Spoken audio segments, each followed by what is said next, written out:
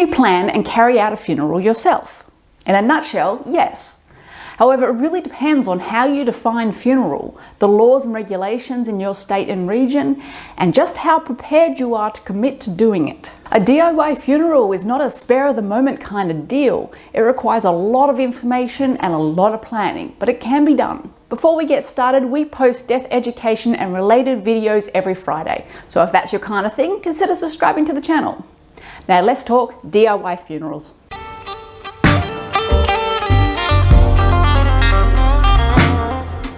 Why might you DIY a funeral? There are many reasons you might choose to cut out the middleman and go it alone. Cost, customization, culture, control. Ooh, the 4 C's. But likely there's something more than that, something that can't be defined. Funeral homes around the country are more than capable of keeping costs low, creating a personalized experience, blending your culture, and giving you control over these choices. That's their job, it's not an anomaly. Which is why I say there is usually something undefinable that draws people to create a DIY funeral in this day and age. What is a funeral? The definition of funeral starts to morph the more you look into it, but generally speaking, it's a ceremony or service with the body present which honours the life and death of the deceased. A funeral can bring comfort and peace to those who mourn and bring people together to share in the loss, sorrow and joy of having known someone. All of that can be DIY'd. However, if your definition of funeral includes body disposal, such as burial or cremation, doing that yourself is where things are going to get tricky. But let's start at the beginning. The body. The first step in any DIY funeral is what are you going to do with the body while you prepare? Whereas funeral directors have specialist refrigeration facilities, if you decide to undertake a DIY funeral, you will need to find a suitable place to store your loved one at the right temperature and within health department regulations. It cannot be understated how much you need to carefully consider this part of the plan. In saying that, 100 years ago, home wakes were the norm and they didn't have air conditioning, so it can be done.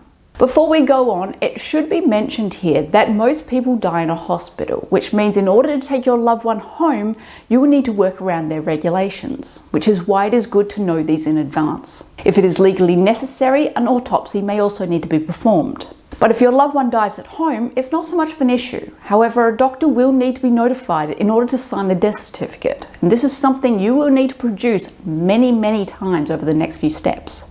But back to the body. Remember, rigor mortis will set in about 2 to 4 hours after death.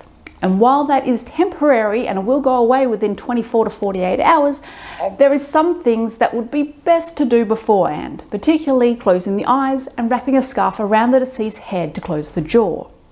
If you wish to wash your loved one, now is a good time for a sponge bath. There are certain more delicate things that need to be done at this point, but YouTube will likely strike me again if I go into too much detail. So for that part, there is a link in the description.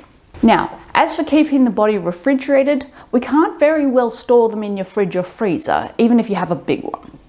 You can use ice, like those large bags you get down at the servo, but it's not the most practical of stuff. You need to keep it contained as it melts, it will need to be replaced constantly, and it's going to be hard to keep the deceased dry. Instead, dry ice is probably a better option. Just don't use too much. You want them looking fresh, not frozen. The service. Okay, so your dearly departed is on ice, now it's time to prepare the funeral service. Again, hopefully you have done planning before this moment so that you have a list of the needed services that you can just ring up and organise what needs to be arranged. With that, here are some of the things you need to organise. Coffin or casket. Yes, whether being buried or cremated, your deceased likely needs to be in a coffin or casket, and one that is up to legal standards. Luckily, this isn't much of an issue. Coffin World and Costco are your best bets here as they sell to the public, have fast shipping and a large range of products. When purchasing, keep in mind the size of the individual that you wish to put in it. Funeral homes often mention individuals of 80 kilos or more may become difficult to fit into a regular size coffin. Book the funeral service location. Let's say you want to have a service at the Cemetery Chapel. You need to call up the cemetery and book. You need to keep in mind that these places are very busy and their bookings can be tight. You may not be able to get next Saturday at sunset, and you have to be prepared for that. But with that said, it is very easy to do with a simple phone call. Many cemeteries can also provide catering options as well as audio-visual facilities to play photo slideshows and DVDs. But perhaps you wish to have a more religious service of whatever kind. In this case, you will need to contact the priest, imam, reverend, rabbi of the particular place of worship that you wish to have the service at. But a chapel or place of worship is certainly not the only places that you need to have a funeral service. Now, assuming it is a funeral service and not a memorial service, i.e. the body is with you, you could have the service in a park, community centre, bowls club, RSL. Generally anywhere that can hold a function will be workable. You will need to call up these places or the council that runs them and make a booking. Transport. You are going to need to be aware of the state's laws regarding body transportation here, but the words dignified and contained will most likely be included. So no simply throwing the deceased in the back of your pickup truck. You can hire a hearse, search hearse hire and the area into Google, but depending on where you are, that option is likely to be very limited. Hiring a station wagon is your next best bet, even better if you have someone that will loan you theirs. Then there is the question of whether you can hire a moving van. That is very much going to depend on where you are transporting them. Many cemeteries are not going to be okay with that. You should also check the rental place's policies quite carefully about rights of use. Now that we have mentioned the how, here are some things to keep in mind when transporting a body. As with any load being transported, make sure the casket is secured to stop it from moving about. And keep in mind that because the deceased is not restrained with belts within the casket, the body can move and make some noises while you're driving. These noises coming from the casket or coffin can be disconcerting if you're not expecting them, so keep in mind and don't swerve off the road. It would also be a good idea to ensure that there is adequate fresh air in the vehicle to dispel any gases given off from the body. And I would say this goes doubly if that van is a rental. Plan the service. Now everyone is going to want to do something different here, but these are some things to consider. Do you want a funeral celebrant to lead the service? If so, book one. Would you like flowers? Consult a florist. If you want music, hymns, photos, videos, make a list and organise the audio-visual technologies to show them. If you want a service booklet to hand out to those attending, you will need to work out what you want included and then find a printing service, many of which are available online. This is the part where you can get very creative and personalise the experience. Body disposal. While care of the body and transport have been the most tricky things so far, body disposal is where this can all just go awry. There are a lot of variables here which you will need to research yourself, but let's give some examples for both burial and cremation. Burial. Assuming you are wanting your loved one buried in some fashion in a traditional cemetery and not on private property, go and check out our body disposal methods in Australia video for more information on that one. Here are some things you need to be aware of. Obviously, you need to have secured and paid for a burial plot. As we have said a few times on this channel, Australia is a fan of the multi-level grave system, so your family may already have a plot paid for with a relative already in there. If that isn't the case, you need to go and speak to someone at the cemetery office. With this sorted, you will need to apply for a single funeral permit from the cemetery board. Depending on which state you're in, this may also be called a single burial permit. We've put a copy of this application in the description for you to have a look at. Next up, you need to contact a company to make the headstone or plaque. In most states, you won't have many options of which company you use because there's usually only one or two in business, and the cemetery will be able to give you the contact details. Now, before you start thinking of elaborate and crazy headstones, remember most cemeteries have particular policies about what you can and cannot have as a headstone. This is something to think about before you put a payment down on a burial plot. Also, you do not need to have this ready in time for the burial, but most cemeteries will insist that one be erected in place within a certain amount of time. You can't just go without one.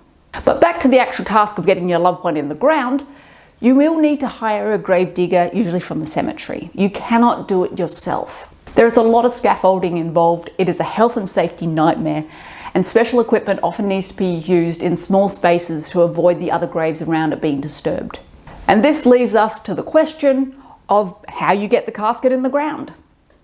If you have been to a funeral, you may have witnessed the funeral team doing this with a combination of straps to lower it into the ground, but there's a lot more to it than that.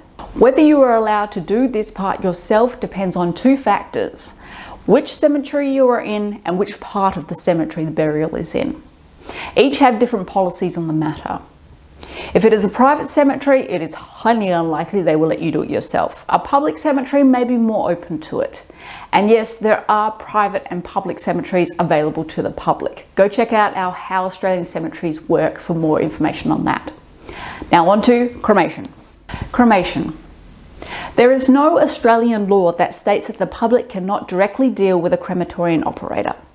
But most crematorium operators have policies that forbid or at least hinder them from directly dealing with the public. And again, I know people are going to jump up and down and say it's all a money grab because you have to hire a funeral director for this, but there are some very good reasons these policies are in place. Mostly, having multiple outside parties sign off on a cremation narrows down the likelihood of a quick cremation covering up a crime, which occurred on more than a few occasions back when cremation really started taking off in Australia. There are some other reasons as well, but not being accessory to a crime is the main one. However, let's assume you have found a crematorium operator with a policy allowing for direct dealings with the public. Under the Cremation Act of 1929, you will need to apply for a permit to cremate, and a cremation authorisation form will need to be filled out by a medical practitioner, and it can't be the same medical practitioner who wrote the death certificate. Also, the term medical practitioner is not up for debate in this instance, and there are only certain ones who can legally do this. Now that you have the paperwork and have coordinated with the crematorium of when you're going to be bringing in the body, you will again require appropriate transport as mentioned earlier. Is help available? So this video is already quite long, but as you can see, there is a lot to be done for a DIY funeral. But let's say you have a dying loved one and you would like to DIY their funeral, but you've just realized that some of these steps might be a little out of your depth. Or you're in the middle of planning a DIY funeral and are in desperate need of help. You need to remember that funeral homes are always there to help. There are many funeral companies out there that specialize in this kind of funeral, letting you do most of it, and they just help out with the paperwork and maybe transport. Even companies that don't specialize in helping with DIY funerals are perfectly capable of doing so. You just need to pick up the phone and give them a call. They are not the enemy, and you are not failing if you are asking for their help. And that's a life lesson right there. So I hope this has given you a good outline of how a DIY funeral may plan out. Of course, it all depends on what you want and what state you are in. You will find many links to helpful information in the description, and we have plenty of videos as mentioned that will also help you out. And with that, give us a like, consider subscribing, and now go talk death.